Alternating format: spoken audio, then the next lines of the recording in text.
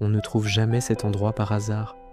On y arrive seulement quand la vie nous arrête. Dans cet hôtel, tu vas découvrir 3 vérités, 3 pièces, et chacune peut complètement changer ta façon de vivre. Si tu restes jusqu'à la fin, tu comprendras pourquoi tu t'es perdu. Et surtout, comment te retrouver. Cette histoire commence par une nuit trop longue, une nuit comme celle que tu connais peut-être, le cœur lourd, la tête pleine, les pensées qui tournent sans s'arrêter. Le voyageur conduisait sans but. Il fuyait quelque chose, sans savoir quoi. Son GPS s'est figé, son téléphone s'est éteint. Et c'est là qu'il l'a vu, un hôtel, isolé, éclairé, comme s'il l'attendait. À l'intérieur, un vieil homme bienveillant l'accueille, pas surpris, juste comme s'il savait déjà.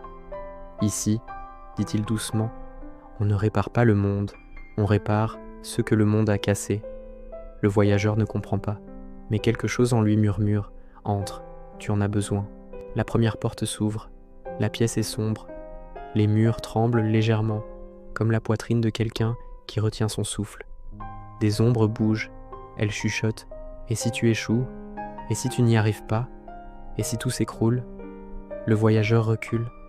Mais la voix du vieil homme résonne, la peur ne disparaît pas quand tu l'ignores, elle disparaît quand tu acceptes de la regarder.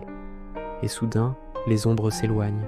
La seconde pièce est remplie d'horloges arrêtées, chacune figée sur un moment qu'il a laissé passer, un choix qu'il n'a pas osé faire, une personne qu'il n'a pas appelée, un rêve qu'il a laissé mourir.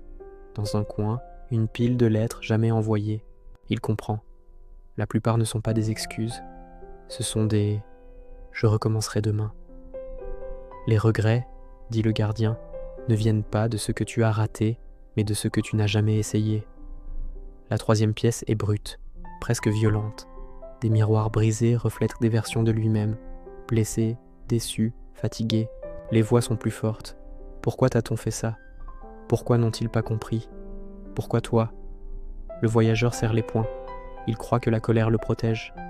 Mais les flammes montent, et il comprend qu'elles le brûlent de l'intérieur. La colère, murmure le gardien, est un feu. Si tu ne le diriges pas, il te consume. La dernière pièce n'a rien de sombre. Elle est blanche, pure, paisible.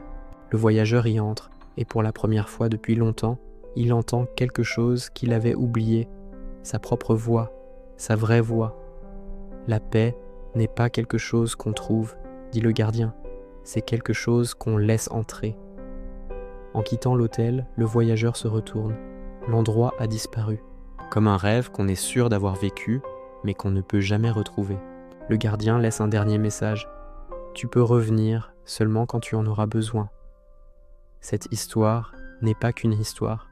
Elle parle de toi, de ton poids invisible, de tes peurs silencieuses, de tes regrets cachés, de ta colère étouffée, et de la paix que tu cherches sans l'écouter. Parce qu'au fond, tu n'as pas besoin d'être plus fort, tu as besoin d'être plus vrai. Merci d'avoir traversé cet hôtel avec moi. Si cette histoire t'a parlé, reste avec nous, en t'abonnant et en laissant un j'aime. Ici, on répare ce que le monde ne voit pas.